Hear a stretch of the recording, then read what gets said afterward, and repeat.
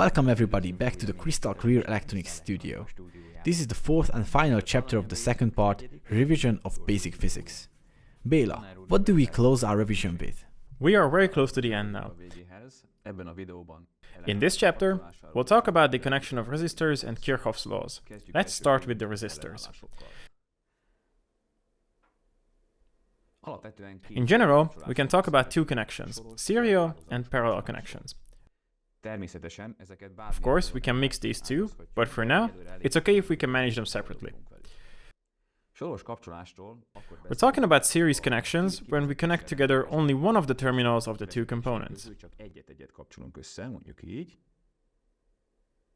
In the case of parallel connections, both terminals of these components are connected.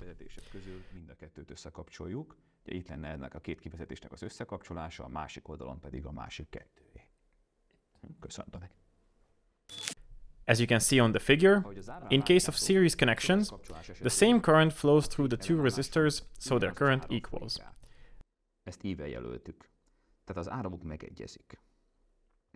This follows that the voltage of the resistor R1 is U1 equals R1 times I, while the voltage of the resistor R2 is U2 equals R2 times I, and U1 plus U2 equals U. In other words, the voltages are added together for series connected resistors to give the voltage that can be measured across them together. The so-called equivalent resistance between points A and B can be obtained from the above and from Ohm's law. We mark the resistance with RAB. This can be written as U over I. Using the mentioned coherences, we get the simplification of RAB equals R1 plus R2. Thus, in the case of the series connection of resistors, the value of the resulting resistance is the sum of the two resistances. If multiple resistors are connected in series, it is apparent from the above that the resulting resistance is the sum of all the resistors connected. On the other picture, you can see two resistors connected in parallel. The current in the main branch is marked with I, and in the two branches marked with I1 and I2. In case of parallel connection, the voltage of the resistors will be the same, since both of their terminals are connected. Then, the current of the two resistors is I1 equals U over R1, and I2 equals U over R2. The equivalent resistance in this case can be derived from Ohm's law. R is equal to U over I, which can be simplified to U over I1 plus I2. Here, we've used the fact that if there is a branch in a circuit, then the current I, in our example, is equal to the sum of the currents of the two branches.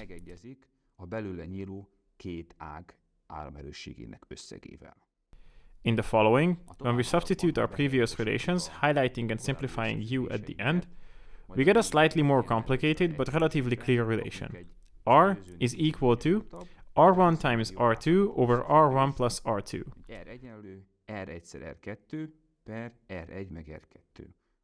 This means that the product of the resistance values connected in parallel is divided by their sum.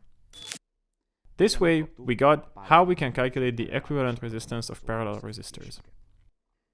In the end, let's review the so-called Kirchhoff's laws, which allow the mathematical description of the voltage and current conditions in circuits. The first one is the so-called node point law, which I will also describe using the diagram below. If more than two circuit components are connected together, the location of the connection is called a node.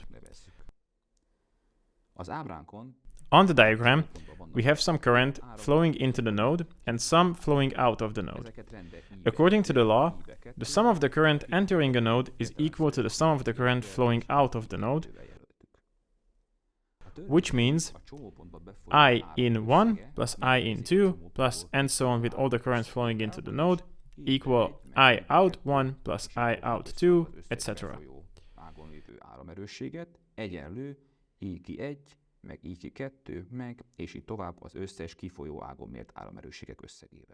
If the sign of the current which flows into the node is considered to be positive, and the sign of the current which flows out of the node is considered to be negative, then the law can be reformulated. The sum of the currents entering and exiting the node is 0. I in 1 plus I in 2, and so on, plus I out 1 plus I out 2, and so on, equals 0. If I'm thinking right, this is almost like an interchange. Yes, we can imagine it like this also. As many cars entering the interchange as many are leaving it, hopefully.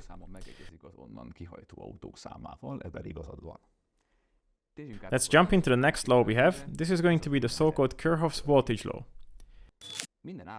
In each circuit, we can find so-called loops that represent closed curves and possible current loops. You can see the figure here. According to the law, the sum of the voltage of each element in a closed loop is 0, i.e. U1 plus U2 and so on equals 0.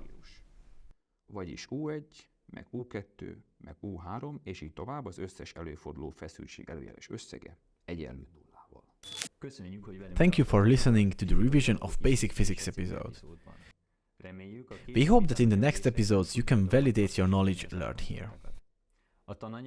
The curriculum can be downloaded in PDF format from crystalclearelectronics.eu and in Hungarian from kristálytisztaelektronika.hu. You can find a mobile app for Android and iOS platforms under the same name. You can also follow us on Facebook, where you will be informed about the following videos. See you! Találkozunk hamarosan a következő videóban. Sziasztok! Sziasztok!